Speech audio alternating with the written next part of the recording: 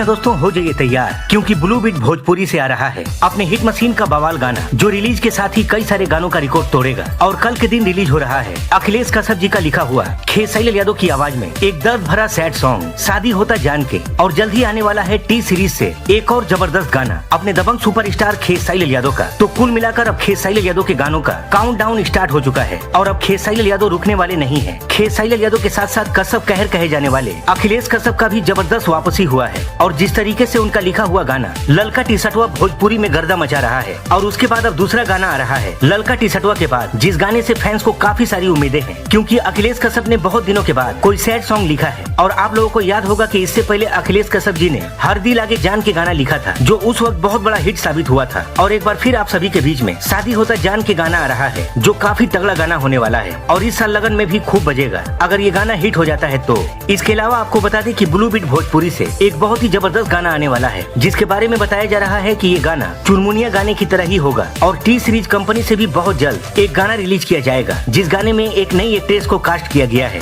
वहीं आपको बता दें कि आप लोगों के प्यार और सपोर्ट की वजह से एक और गाना 100 मिलियन क्लब में शामिल हो चुका है, जिस गाने के बोल हैं कमरिया पे भाला चली। तो दोस्तों, शादी होता जान के लिए आप कितने ज्यादा एक्साइटेड हैं, हमें कमेंट बॉक्स में जरूर बताइएगा। मिलते हैं इसी के साथ अगली वीडियो में, तब तक के लिए जय हिंद, जय भोजपुरी।